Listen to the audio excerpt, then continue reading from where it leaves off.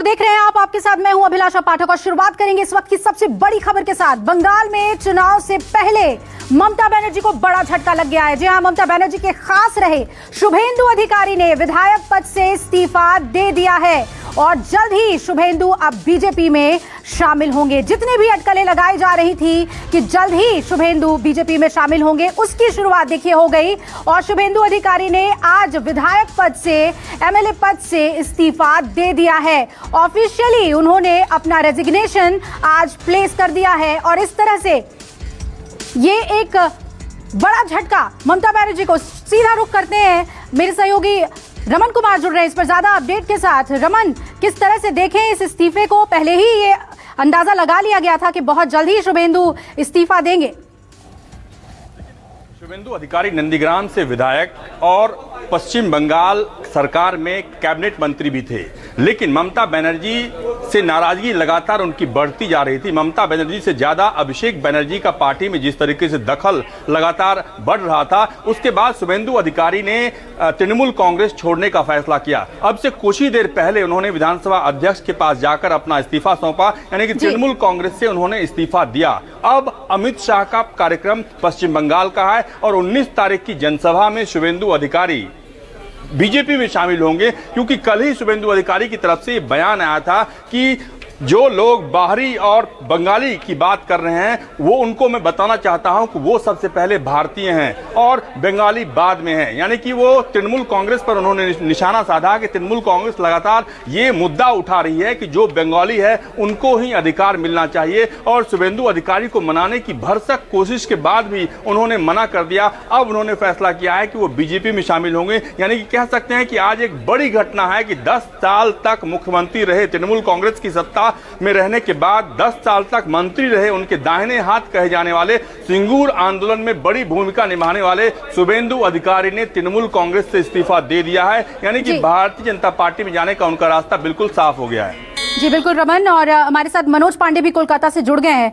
मनोज, जिस डैमेज की बात कही जा रही थी कि अगर शुभेंदु अलग होते हैं तो डैमेज पक्का होगा टीएमसी को, आप कैसे देखें आने वाले चुनाव से पहले उनके इस्तीफे को?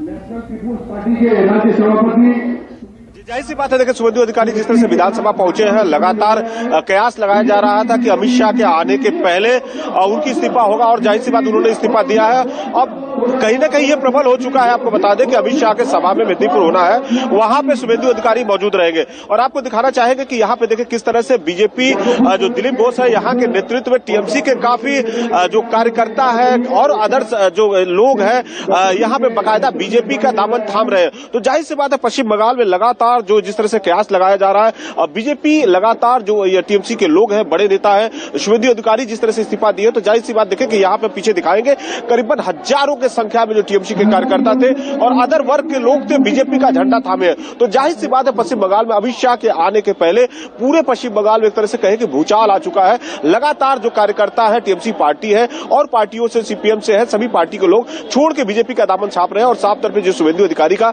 जिस तरह से इस्तीफा दिए हैं, उन्होंने पूरी तरह से कयास लगाया गया है और दिलीप घोष ने भी अनाउंस किया है कि लगातार हो सकता है अब जो अमित शाह का जो सभा है, वहां पे शुभेंदु अधिकारी बीजेपी ज्वाइन करके और अमित शाह के जो सभा के साथ में दिखे। क्योंकि आपको बता दें, शुभेंदु अधिकारी बड़े दिग्गज कट्टावर नेता है। नंदीग्राम में उनका सबसे बड़ा भूमिका था और मुख्यमंत्री ममता बनर्जी को जो नंदीग्राम आंदोलन था, कहीं न कहीं सत्ता में लाने के लिए सबसे बड़ा अहम था। और लगातार देखिए जिस तरह से अभिषेक बनर्जी का जो कद बढ़ रहा था, उससे कई नेता लगातार टीएमसी के चल रहे हैं और बागी हो चुके हैं और लगातार पोस्टर वार पश्चिम बंगाल में शुरू हो चुका है। और जिस तरह से प्रशांत किशोर की एंट्री हुई है और उन्होंने रणनीति बना रहे हैं, तो जाहिर सी बात है शुभेंदु अधिकारी का बिल्कुल। और मनोज, मैं आपके पास लौटती हूँ, कैलाश विजयवर्गीय की प्रतिक्रिया सुनिए। इसलिए सेंट्रल फोर्स और सेंट्रल ऑफिस के जितने भी सेंट्रल डिपार्टमेंट के जितने कर्मचारी वहाँ पर हैं, वो लोग यदि चुनाव कराएंगे तो चुनाव निष्पक्ष होंगे। तो दो बात है, या तो राष्ट्रपति शासन लगे, और राष्ट्रपति शासन नहीं लगता है तो चुनाव आयोग की जिम्मेदारी ले कि वहाँ पर निर्भीकता से चुनाव हो सके और लोग वोट डाल सकें। जिस तरीके से हमले हो रहे हैं, ये हमले क्या बताते हैं? क्या ममता या उनके लोग भूख आ गए हैं या उन्हें हार कर डाला है? देखिए, उनकी जमीन खिसक गई है। भारतीय जनता पार्टी ने अपना रूट लेवल तक काम बहुत मजबूत कर लिया है और इस फ्रस्ट्रेशन में वे भय और आतंक फैलाना चाहती। पिछले 8 दिन में 5 कार्यकर्ताओं की हत्या हुई। पहले हमारे राष्ट्रीय अध्यक्ष की कार पर हमला हुआ। अभी मेरे पास जस्ट अभी फ़ोन आया सभा के दौरान ही कि बीरभूम में फिर आज कार्यकर्ताओं जो संपर्क अभियान कर रहे थे उनके ऊपर हमला कर दिया।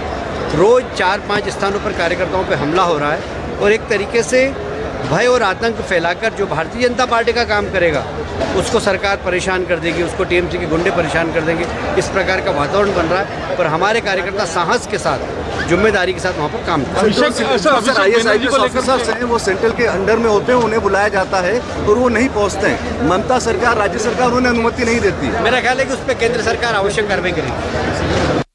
तो ये देखिए बड़ा बयान दिया कैलाश विजयवर्गीय ने कि या तो राष्ट्रपति शासन लगे या फिर चुनाव आयोग ये सुनिश्चित करे कि निर्भीक होकर निष्पक्ष चुनाव पश्चिम बंगाल में कराया जाएगा। उन्होंने कहा कि राष्ट्रपति शासन लगे, जिस तरह की स्थिति है, जिस तरह से हिंसक झड़पें वहां हो रही हैं और बीजेपी के कार्यकर्ताओं की हत्या हो रही है बंगाल में, या तो राष्ट्रपति शासन लगे या फिर इलेक्शन कमीशन ये सुनिश्चित करे कि निष्पक्ष और निर्भीक चुनाव पश्चिम बंगाल में कराया जाएगा।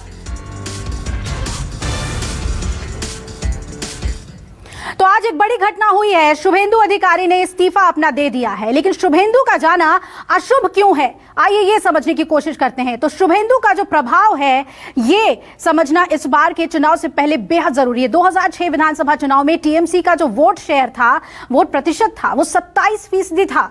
वही टीएमसी पे अगर इसके हम असर की बात करें तो शुभेंदु ने लेफ्ट के कब्जे से कई सीटें छीनी। और जिस तरह के हमारे सहयोगी भी बता रहे थे कि नंदीग्राम आंदोलन के बाद जो उनकी छवि थी एक प्रभावी नेता के तौर पर उभरी और ममता बनर्जी के वो दाएं हाथ कहलाए जाने लगे। शुभेंदु का प्रभाव 2011 विधानसभा चुनाव में वोट शेयर किस तरह से बढ़ा ये देखिए, 39% तक टीएमसी का वोट शेयर हो गया। और टीएमसी पर असर की बात करें तो शुभेंदु के नंदीग्राम सिंगूर आंदोलन से सत्ता में टीएमसी काबिज हो गई, ममता बनर्जी मुख्यमंत्री बनी और शुभेंदु का ही प्रभाव था कि 2006 से 2011 के बीच वोट शेयर 5% बढ़ा। वही टीएमसी पर अगर असर की बात करें तो विपक्ष में रहते हुए भी 5 साल में 5% वोट शेयर बढ़ा।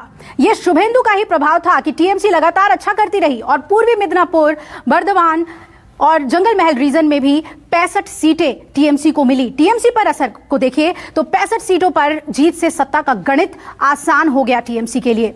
शुभेंदु के प्रभाव की अगर हम बात करें तो 6 जिलों के 65 सीटों पर अब विरोध है और टीएमसी पर अगर इसके असर को हम देखें तो पार्टी की अंदरूनी गुटबाजी अब सड़कों पर सामने आ गई है, दिखने को मिल रहा है। और शुभेंदु का ही प्रभाव है कि 65 सीटों पर वोट शेयर 28% से 42% तक बढ़ाया गया। और टीएमसी पर असर देखिए तो 2021 में 65 सीटों पर बड़ी चुनौती मिलना अब तय है। रमन मेरे सहयोगी लगातार जुड़े हुए हैं। रमन, जिस तरह से हम ये बता रहे हैं कि शुभेंदु का जाना अशुभ है, टीएमसी के लिए ये कितना बड़ा डेंट है, कितना बड़ा डैमेज है? देखिए, शुभेंदु अधिकारी खुद ही बहुत प्रभावशाली नेता माने जाते हैं। विधायक अपने इलाके में जरूर हैं, लेकिन इसके अलावा कई ऐसे विधानसभा क्षेत्र है जहां पे शुभेंदु अधिकारी का काफी दबदबा माना जाता है। शुभेंदु अधिकारी के पिता शिशिर अधिकारी, जो कि खुद भी सांसद हैं तृणमूल कांग्रेस से, और जब यूपीए 1 में कांग्रेस और टीएमसी के साथ मिलकर यूपीए की सरकार बनी थी, उस वक्त शिशिर अधिकारी टीएमसी के कोटे से राज्य मंत्री थे। यानी कि पूरा परिवार टीएमसी के साथ शुरू से ही रहा है। ममता बनर्जी की काफी भरोसेमंद, विश्वास पात्र माने जाते हैं। लेकिन जैसा कि मैंने आपको पहले कहा कि अभिषेक बनर्जी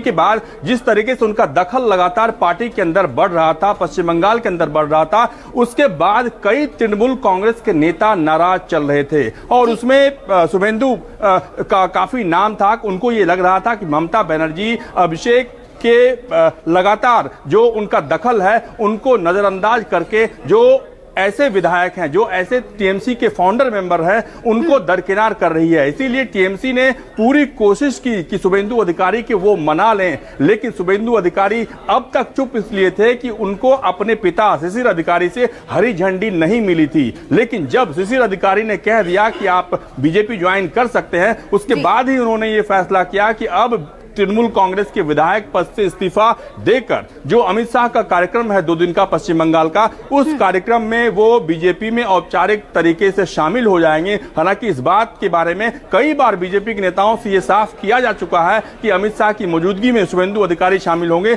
लेकिन आज भी रूपा गांगुली जो कि पश्चिम बंगाल बीजेपी की नेता है, उनका ये कहना है कि सिर्फ शुभेंदु अधिकारी नहीं, शुभेंदु अधिकारी के साथ साथ कई ऐसे तृणमूल कांग्रेस के नेता उस दिन बीजेपी में शामिल होने वाले हैं। रमन, बिल्कुल इसी बात पर मैं मनोज आपके पास आना चाहूंगी कि ये लगातार कहा जा रहा है कि शुभेंदु का निकलना उस तरह से है कि उनके पीछे कई लोग आएंगे। आज बर्दवान की भी हमने खबर दिखाई कि वहां के सांसद भी छोड़ सकते हैं टीएमसी। किस तरह से देखें शुभेंदु के जाने के बाद, क्या एक बड़ा तबका है जो पावर शिफ्ट हो जाएगा बीजेपी की तरफ?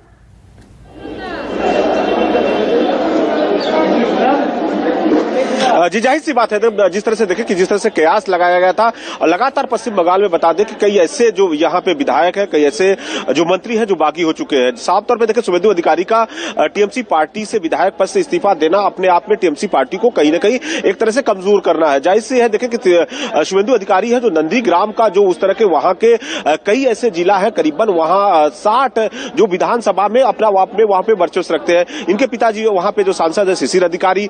तो लगातार देखें कि पश्चिम बंगाल की जो सियासी है मुख्यमंत्री ममता बनर्जी को लगातार कहीं ना कहीं झटका लग रहा है। जाहिर सी बात है जो पुराने नेता है लगातार टीएमसी के लिए काम कर रहे थे, अब उनकी बगावत खुल के सामने आ रही है। सभी तो आपको कहना है कि जिस तरह से पश्चिम बंगाल में लगातार खुल के काम करना चाहिए था। जब सीपीएम सत्ता में थी उनको उस समय एक नारा था बदला बदल होना चाहिए, न कि बदलाव यहाँ पे बदला लेना चाहिए। तो जाहिर सी बात है स्थिति बन चुकी है और कई लेगा जो यहाँ पे नेता जो तबके पे है उनको कहीं ना कहीं घुटन महसूस हो रहा है। और जाहिर सी बात है कि अमित शाह यहाँ पे जब पहुंचेंगे, हम हलचल को जान लेते हैं। मनोज, मैं लौटती हूँ आपके पास, सिलीगुड़ी का रुख करती हूँ। मनु कृष्णा मेरी सहयोगी जुड़ी हुई हैं। मनु, किस तरह का हलचल है? क्या टीएमसी में इतने बड़े नेता का इस्तीफा देना मायूसी है पार्टी के अंदर? किस तरह की हलचल आप देख रहे हैं? देखिए, अभी तो स्थिति सामान्य नजर आ रही है क्योंकि कुछ ही देर में ममता बनर्जी जो इनका एडिशनल सीएम ऑफिस है उत्तर कन्या, वहां पहुंचने की खबरें आ रही है। और शुभेंदु अधिकारी के इस्तीफे को लेकर फिलहाल यहाँ पे पार्टी की तरफ से कोई बयानबाजी नहीं की गई है। मेरे ख्याल से सभी सीएम के दौरे पे ही फोकस कर रहे हैं अभी। जी बिल्कुल। और अमित शाह के दौरे को लेकर बीजेपी में काफी उत्साह होगा। अब शुभेंदु अधिकारी भी ऑफिशियली जुड़ जाएंगे बीजेपी के साथ। जी, काफी अटकलें तो लग रही थी, काफी लंबे समय से लग रहा था, खबरें भी आ रही थी सूत्रों के हवाले से कि भारतीय जनता पार्टी वो ज्वाइन कर सकते हैं। ऐसे में भारतीय जनता पार्टी जो अटकलें लग रही थी कि वो ज्वाइन करेंगे, हो सकता है कि इस खेमे में भी एक उत्साह हो। बिल्कुल मनु, मैं आपके पास लौटूंगी। रमन, कोई भी अपनी जमी जमाई जो जमीन है उसे बहुत जल्द ही नहीं छोड़ता। क्या एक बहुत बड़ी बार्गेनिंग हुई है? हम शुभेंदु अधिकारी को इस चुनाव के बाद एक बहुत बड़े रोल में देख सकते हैं पश्चिम बंगाल में? बहुत बड़ी बार्गेनिंग हुई है क्योंकि शुभेंदु अधिकारी का दबदबा पूरे इलाके में, जो मिदनापुर का इलाका था, पूरे मिदनापुर में था।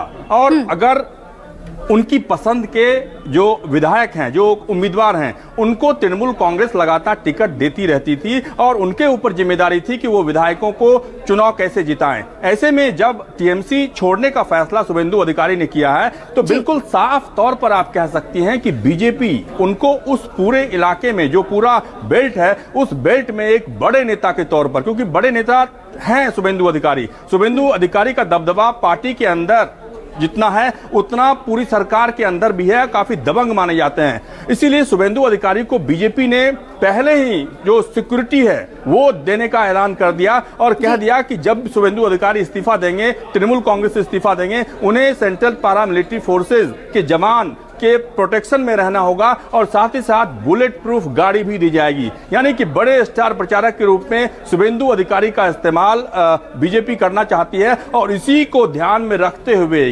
पार्टी के दूसरे सबसे बड़े नेता अमित शाह की मौजूदगी में शुभेंदु अधिकारी बीजेपी ज्वाइन करेंगे। और भी कुछ अहम बातें हैं जो आपसे समझना चाहूंगी और सियासत में इसका किस तरह से असर पड़ेगा, शुभेंदु फैक्टर जो है उस पर हम चर्चा करेंगे। एक छोटे से ब्रेक के लिए यहाँ पर रुक रहे हैं, आप बने रहिए न्यूज़ 24 के साथ।